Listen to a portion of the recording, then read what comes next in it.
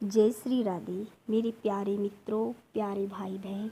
आज मैं आपको गाज माता की कहानी सुनाती हूँ।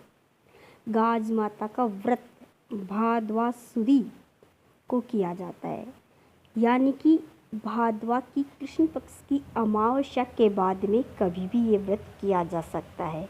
जैसे सोमवार, शुक्रवार को ये व्रत किया जा सकता है, अच्छा वार देखकर। परंतु इस व्रत को ज़्यादातर लोग अनंत चौदस के दिन ही किया जाता है। अनंत चौदस के दिन ये व्रत अति फलदायक होता है, इसलिए इसको अनंत चौदस के दिन भी कर सकते हैं। और अगर उस दिन ना कर सके तो बीच में कभी भी किसी अच्छे वार में कर सकते हैं।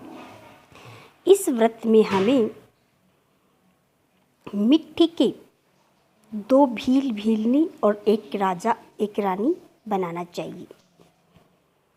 भील भीलनी ने ये व्रत किया था गाज माता का, जिसके कारण उनके पुत्र की प्राप्ति हुई।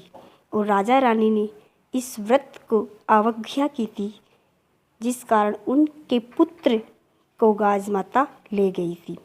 इसलिए इस व्रत को गाज माता की प्रशंसा के लिए किया जाता है और गाज माता को प्रसन्न करके पुत्र की प्राप्ति कर सकते हैं, पुत्र की लंबी आयु की कामना कर सकते हैं और समस्त मनोकामनाएं पूरी कर सकते हैं।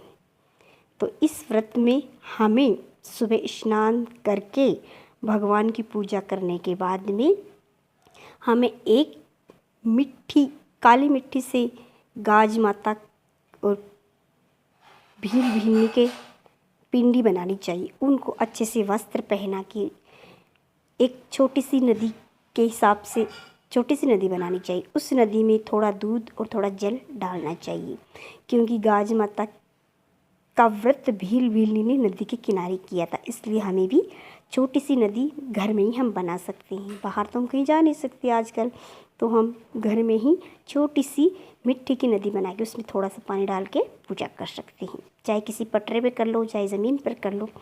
और उस नदी को 13 टिक्की, रोली मोली, चावल लगाओ, धूप दीप करो और गाज माता और राजा रानी उनकी जो भी पिंडी आपने बनाई है उनको और भील भीलनी की उनको तिलक करो, चावल चढ़ाओ और उनसे प्रार्थना करो कि हे गाज माता, जैसे आपने भील भीलनी की लाज रखी और राजा रानी की गलतियाँ माफ़ की, वैसे सभी की करना और सभी को पुत्र की प्राप्ति देना।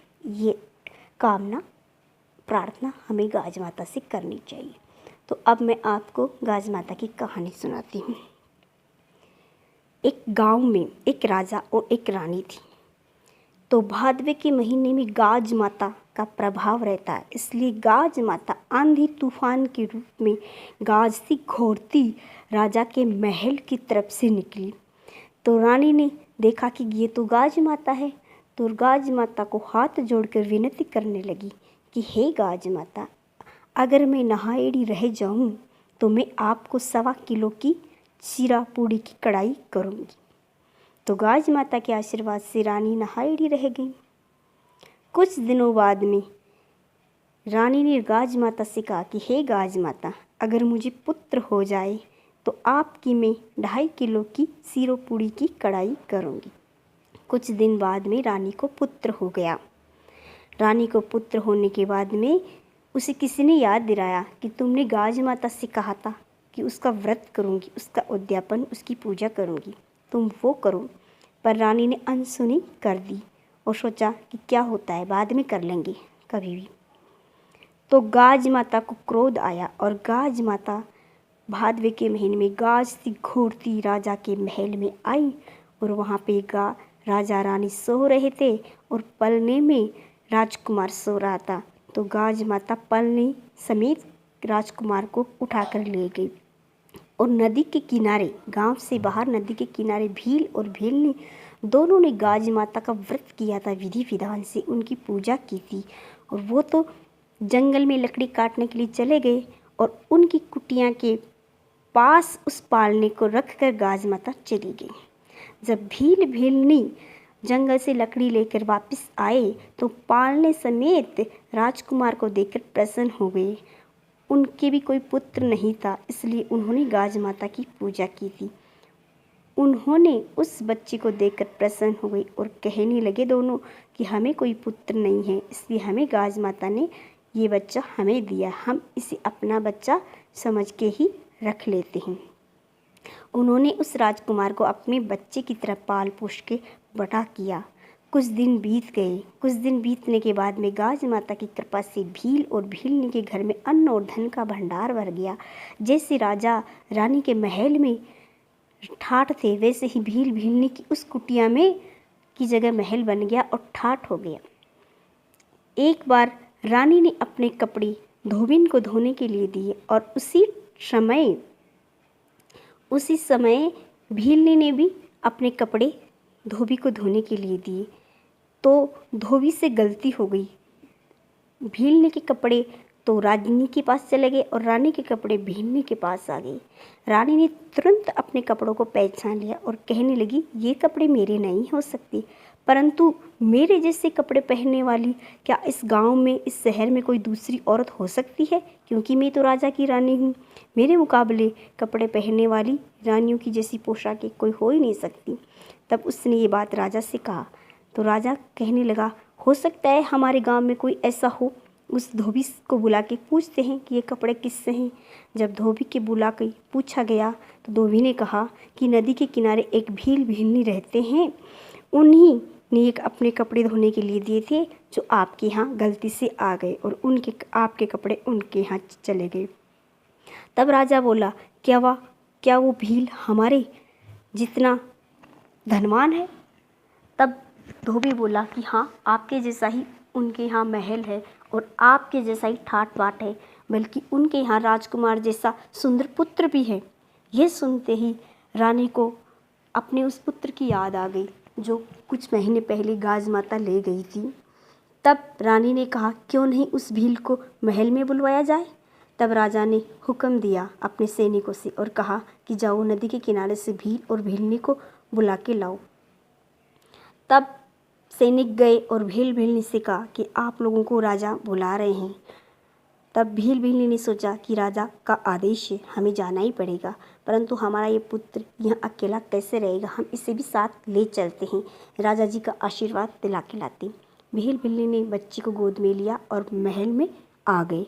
महल में महाराज को प्रणाम किया और बच्चे से प्रणाम करवाया तो रानी अपने उस पुत्र को पहचान गई और कहने लगी, रोने लगी, बिलखने लगी कि ये पुत्र तो मेरा ही है, ये राजकुमार तो मेरा ही है, ये भीलनी के पास कैसे आया? मैं जब सो रहे थे हम सब तो गाज माता इसे ले गई थी, तो ये इसके पास कैसे आया? तब राजा ने उस भीलनी से और भील से पूछा कि ये तो हमारा राजकुमार है, तुम्हारे पास कैसे आया? तब भीलनी ने कहा कि हे महाराज, हमने गाज माता का व्रत किया था, उसी ने हमें ये दिया है। जब हम जंगल में लकड़ी काटने गए थे तो पालने समेत ये राजकुमार, ये बच्चा हमारी कुटिया के पास सो रहा था। हमारी कोई संतान नहीं थी, इसलिए हमने इसे पाल पोष के बड़ा कर लिया। आपका ये कैसे हो सकता है? ये तो हमें हमारी गाज माता ने दिया है। अब राजा क्या कर सकता था? राजा के पास कोई प्रमाण भी नहीं था ताकि इसको ये पुत्र है। राजा भीलनी को जाने दिया गया क्योंकि उनका कोई दोष नहीं था। भगवान की कृपा से, गाज माता की कृपा से उन्हें पुत्र की प्राप्ति हुई थी। अब रानी को बड़ा दुख हुआ। वो सोचने लगी कि मैंने गाज माता को सीरा पूड़ी की कढ़ाई बोली थी, वो भी नहीं की और उनका व्रत भी नहीं किया, उद्यापन भी नहीं किया। तब उसने उसी दिन गाज माता के व्रत की तैयारी की रानी ने और सभी गांव की सभी सुहागिन स्त्रियों को न्योता दिया और सीरा पूड़ी की कढ़ाई की उसने 1.25 किलो 2.5 किलो वो भी की, उनसे भी डबल टिबल करके सीरा पूड़ी बनाए, मीठे पकवान बनवाए और गांव की सभी सुहागिन स्त्रियों को बुलावा दिया कि आज गाज माता का उद्यापन है रानी के यहाँ और सबको भोजन पे बुलाया है। रानी ने धूमधाम से गाज माता का व्रत किया, पूजा की, कथा सुनी और सभी स्त्रियों को बुला के उनको सुहाग की सामग्री दी। गाज माता प्रसन्न हो गई और बोली कि हे रानी, मैं तुझसे प्रसन्न हूँ। तुम्हारे पुत्र को मैं उठाकर ले गई थी, अभी मैं तुरंत तुम्हारे पुत्र को राजमहल में लाती हूँ। गाज माता गाजती घोड़ती भील के यहाँ गई। भील की झोंपड़ी के पास जहाँ महल बना था उनका नदी के किनारे गई और भील भीलनी के सम्मुख प्रकट हो गई और कहने लगी, हे भील, हे भीलनी, तुमने मेरी पूजा सच्ची श्रद्धा से सच्ची सेवा की है, इसीलिए मैंने ये राजकुमार तुम्हारे यहाँ रखा था ताकि तुम्हारी देखरेख में ये पले। क्योंकि राजा और रानी ने मेरे व्रत का अवज्ञा की थी, परंतु आज उन्होंने अपना व्रत पूरा किया है, इसलिए आज मैं उनको उनका पुत्र वापस लौटाने के लिए ले जाने के लिए आई हूँ। अब मैं तुम्हें वरदान देती हूँ कि तुम्हारे यहाँ 9वें महीने में पुत्र की प्राप्ति हो। गाज माता के ऐसे वचन सुन के भील भीलनी गाज माता के चरणों में गिर गए और कहने लगे कि हे माता, आपने मुझे पुत्र का वरदान देकर मेरी मनवांछित इच्छा पूरी की है। अब मैं जब तक मैं जीवित रहूँगी तब तक आपका व्रत अवश्य करूँगी और हर साल 2 साल से आपका व्रत का उद्यापन करूँगी। मेरा पुत्र होने के बाद मैं आपको ठाठ से उद्यापन करूँगी। गाज माता राजकुमार को ले गई। गाज से घोरते उसी समय उसी महल में वहीं जहाँ से उठाया था राजकुमारों को पालने समेत छोड़ दिया। राजा रानी राजकुमार को देखकर प्रसन्न हो गई और कहने लगे कि हे गाज माता, आपने हमारे पुत्र को वापस कर दिया, हम बहुत प्रसन्न हैं। आज से हम सब आपका व्रत करेंगे, आपकी पूजा करेंगे और सारे गांव में ढिंढोरा पिटवा देंगे कि सभी गाज माता का व्रत करें।